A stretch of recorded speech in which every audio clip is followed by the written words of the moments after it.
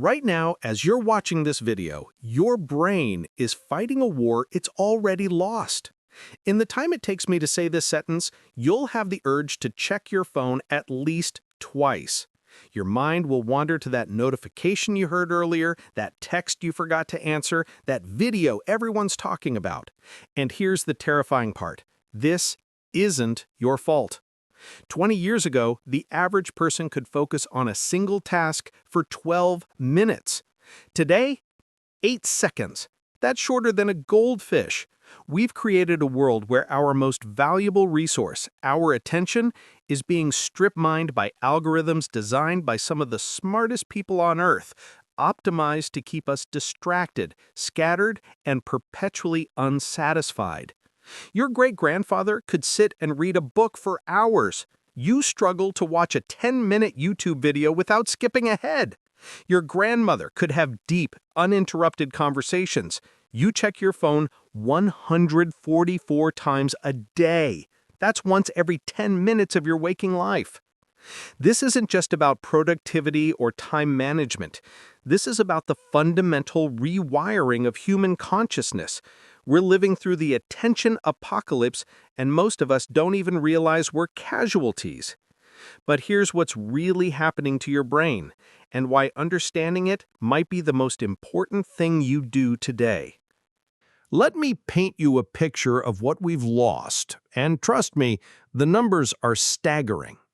Microsoft conducted a study that should terrify every parent, teacher, and human being on this planet.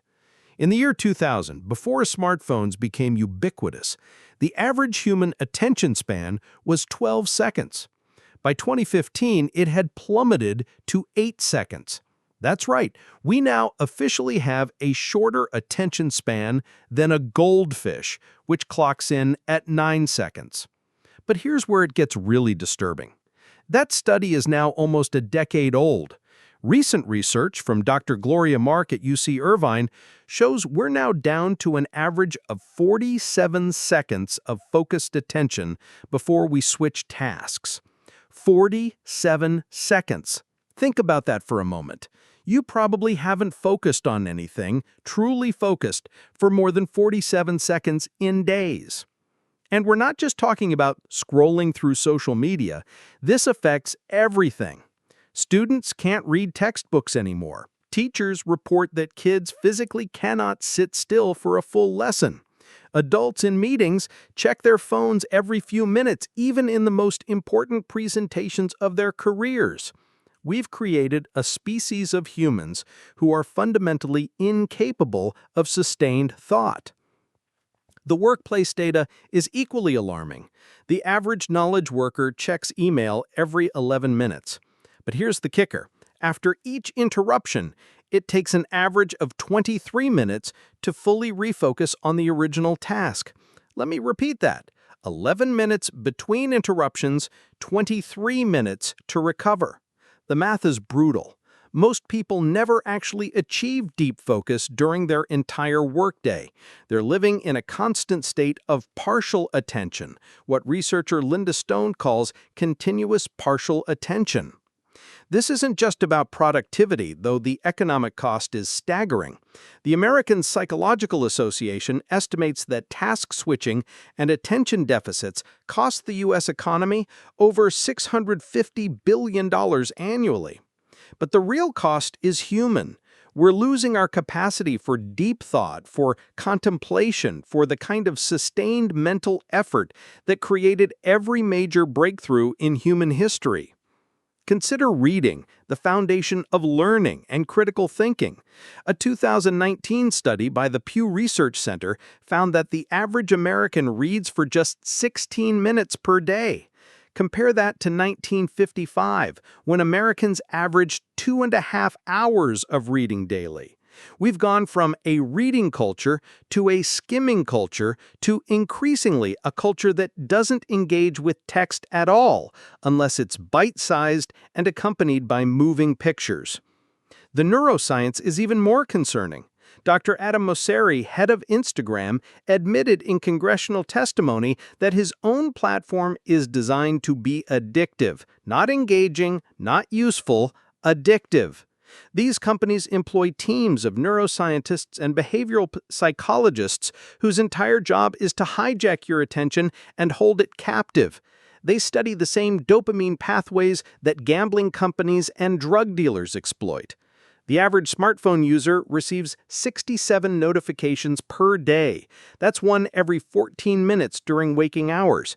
Each notification triggers a neurochemical response, a tiny hit of dopamine followed by cortisol as your brain shifts gears. You're essentially living in a state of chronic, low-level stress, with your attention being yanked around like a dog on a leash. But perhaps most disturbing is what's happening to our children. The generation growing up right now has never known sustained attention. A recent study of teenagers showed they switch between media activities every 19 seconds when multitasking. 19 seconds!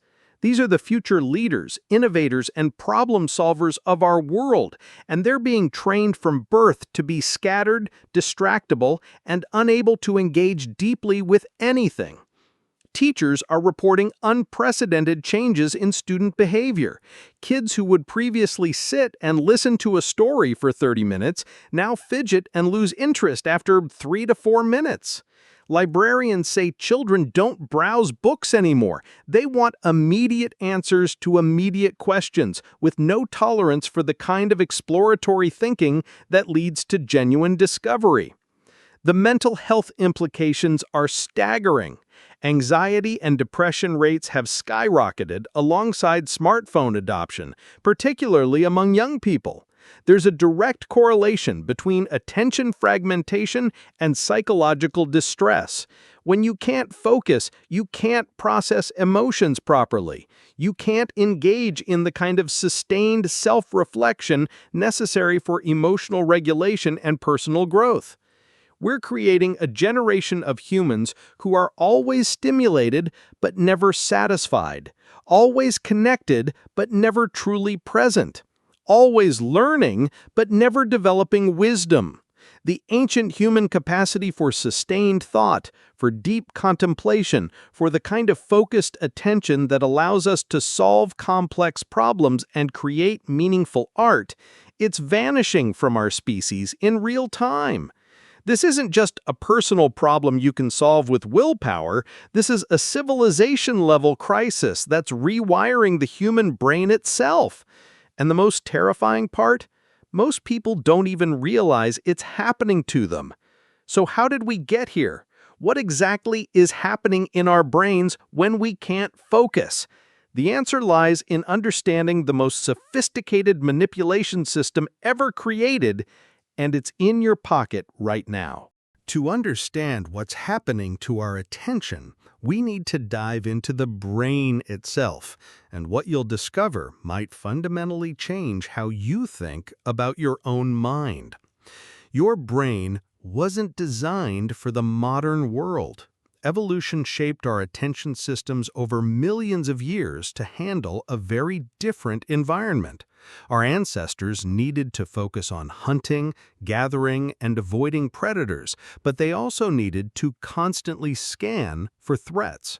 This created what neuroscientists call our orienting response, an automatic reaction to novelty, movement, and sudden changes. This response served us well when novelty meant a rustling bush that might contain food or danger. But now, that same ancient system fires every time your phone buzzes, every time you see a notification badge, every time something moves in your peripheral vision on a screen. Your Paleolithic brain is constantly hijacked by Neolithic stimuli. The neuroscience reveals something fascinating and disturbing. When you receive a notification or encounter something novel, your brain releases a small burst of dopamine, not when you actually check the message, but in anticipation of checking it. This is the same neurochemical that drives addiction. Your brain literally becomes addicted to the possibility of new information, not the information itself. Dr. Anna Lemke's research on dopamine and addiction shows us that this system becomes increasingly dysregulated. Each time you check your phone and find something mildly interesting, you get a small reward, but your brain quickly adapts, requiring more frequent checks to maintain the same level of satisfaction. What starts as occasional phone checking becomes compulsive scrolling. But here's where it gets really sophisticated. Tech companies don't just exploit this system, they've perfected it using what psychologists call intermittent variable reinforcement. This is the most powerful conditioning technique known to psychology, originally discovered in studies of gambling addiction. Think about it. Sometimes when you check your phone, there's something exciting. Sometimes there's nothing. Sometimes there's something moderately interesting. This unpredictability creates a psychological pattern that's incredibly difficult to break. Your brain becomes trained to constantly seek the next potential reward, never knowing when it might come. The attention economy, that's what tech insiders call it, runs on a simple principle. Your attention is the product being sold. Every major social media platform, every app, every digital service is competing for the same finite resource, the moments of your life when you're paying attention to something. Former Google design ethicist Tristan Harris explains that these companies employ teams of neuroscientists, behavioral economists, and data scientists whose job is to make their products as engaging as possible. They've studied concepts like time on device, session length, and return rate with the precision of a laboratory experiment. The techniques they use are based on decades of psychological research. They employ what's called the variable ratio schedule, the same principle that makes slot machines so addictive. They use social validation through likes, comments, and shares to tap into our fundamental need for acceptance. They create artificial urgency through disappearing messages and limited-time offers. Perhaps most insidiously, they've gamified human interaction. Your social connections, the most important relationships in your life, have been turned into a points-based system where you're constantly seeking validation through metrics that platforms control. But there's another layer to this that most people don't realize: the attention residue effect. Research suggests that even after you stop using a device, part of your mental capacity remains occupied by it. If you've ever felt like you can't fully focus, even when your phone is in another room, this is why. Your brain has been trained to expect interruption, so it never fully commits to sustained attention.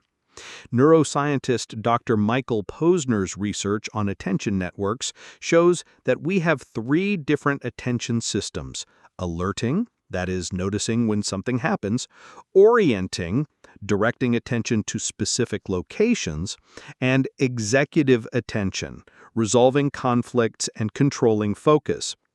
Digital technology overwhelms all three systems simultaneously.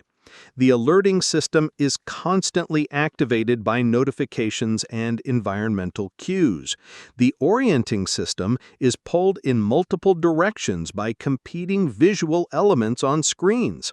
And the executive attention system, the one responsible for sustained focus and deep thinking, becomes exhausted from constantly having to choose what to pay attention to. This creates what researchers call decision fatigue. By the time most people finish checking their morning emails and social media, they've already made hundreds of micro-decisions about what to pay attention to. Their mental resources for sustained, focused work are already depleted before they've accomplished anything meaningful. The multitasking myth compounds this problem. Neuroscience has definitively proven that multitasking is impossible for the human brain. What we call multitasking is actually rapid task switching, and each switch carries what researchers call a switching cost, a brief moment where your brain has to reorient and refocus. Studies suggest these switching costs can reduce efficiency by up to 25% and significantly increase error rates. But more importantly, they prevent you from ever reaching what psychologist Mihaly Csikszentmihalyi calls flow state, that condition of deep focus where your best thinking and most creative work happens. The tragedy is that flow state requires about 15 to 20 minutes of sustained focus to achieve. But if you're being interrupted every few minutes, you never reach that threshold. You spend your entire day in a state of shallow attention, never accessing your brain's full cognitive potential. Perhaps most concerning is the impact on memory formation. Neuroscientist Dr. Merzenich research shows that when attention is fragmented, the brain struggles to consolidate memories effectively. This means you're not just losing focus in the moment, you're losing the ability to form the deep, interconnected memories that create wisdom and understanding. The developing brain is even more vulnerable. Children's neural pathways are still forming, and constant digital stimulation appears to wire their brains for distraction rather than sustained attention.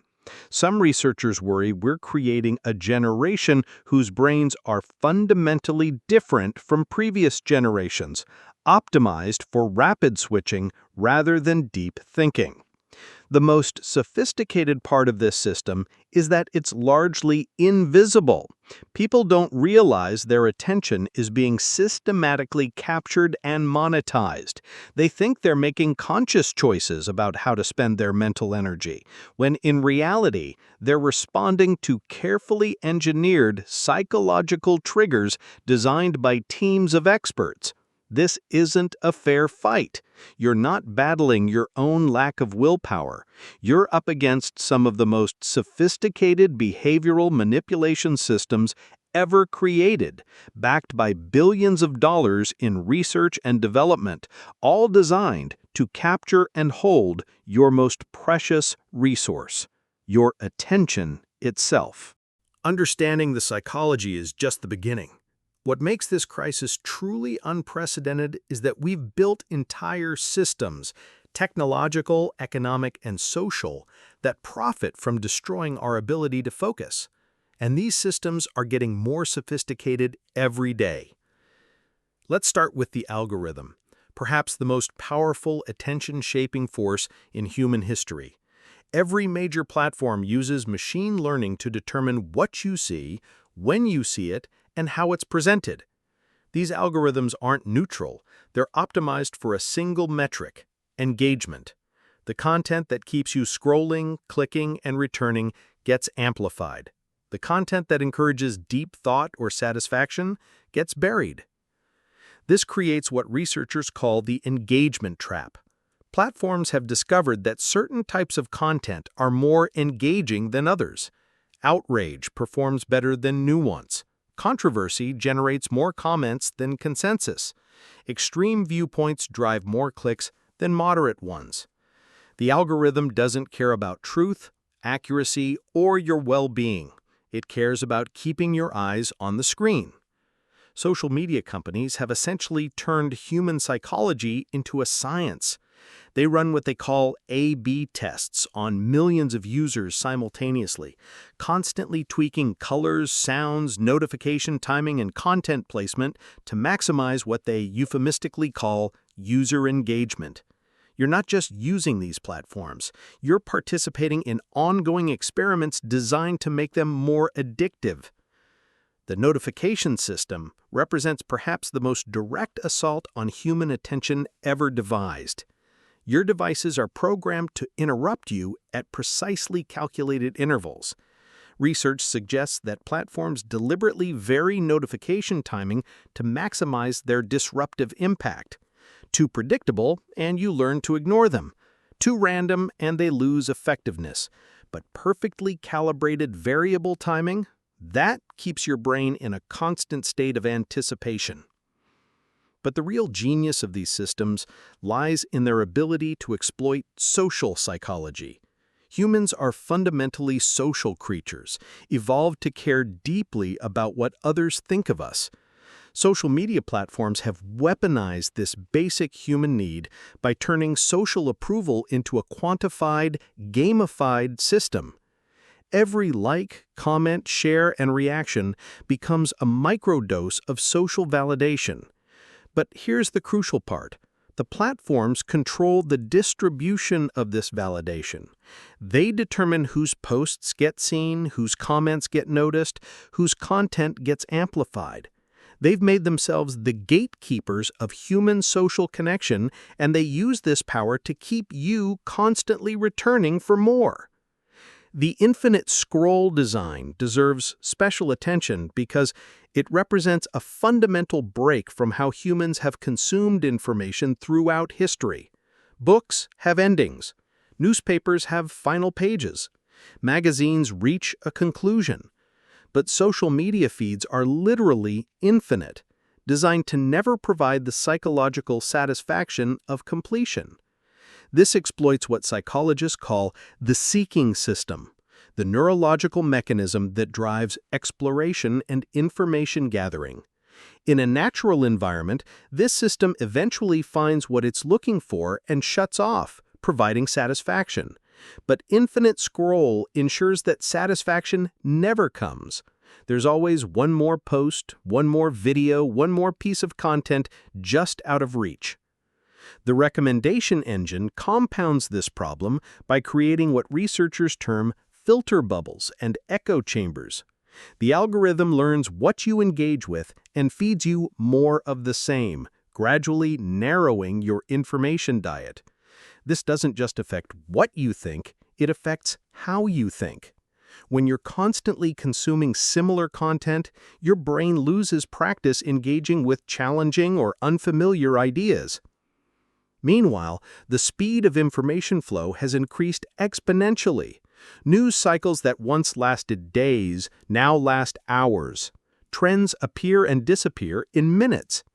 This creates what some researchers call continuous partial attention. You're constantly scanning for the latest update, the newest development, the next trending topic, never allowing your mind to settle on any single idea long enough to develop deep understanding. The workplace, unfortunately, has amplified these problems rather than providing a refuge from them.